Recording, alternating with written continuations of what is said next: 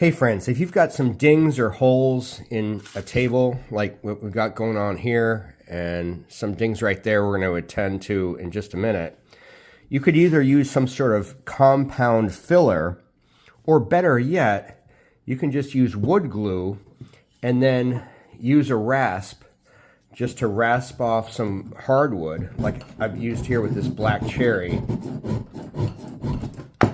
Okay, you can see that wood right there. Now that's hardwood dried black cherry. All you do is simply mix that. You can use any hardwood like maple, oak, but a good hardwood is definitely required. And then just blend that in with your wood glue. You can see that these 3 holes here have been done with this exact system. And then what I'll do is after that's dried, I just pack it in there, and I went over that with a file. And then as a finishing touch, this is the next day, you could just hit that with sandpaper. That's totally flush now.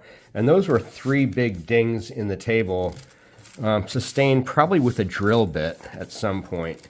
But I mean, that's almost harder than the natural wood, considering that this is black cherry.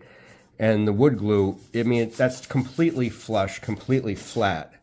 Now let's go over here, and I'll show you how we do that from the get-go. So you can see the finished product there, the finished result.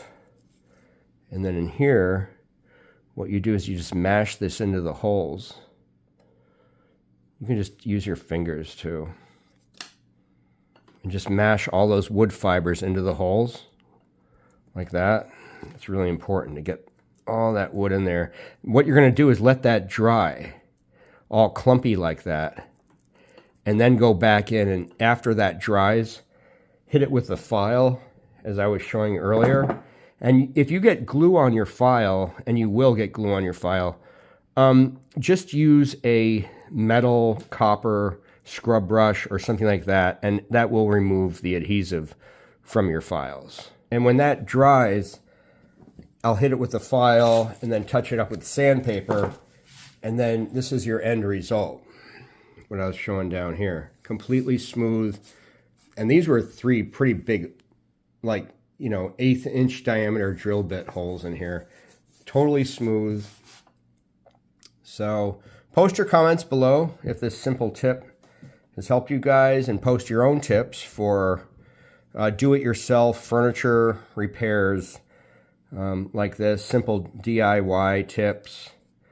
But yeah, when this dries, I'll be hitting that with the file and sandpaper. And yeah, as you can see, it's just, it gives a really natural finish to the wood. That's better than using a compound, in my opinion, because the compound is going to crack and flake off, and it's not natural wood anyway. This way you're using wood glue in combination with real hardwood, and it's creating this bond in here. And then when that's sanded off, guys, it really feels like natural wood. Thanks for tuning in. I look forward to reading your comments below. Until next time.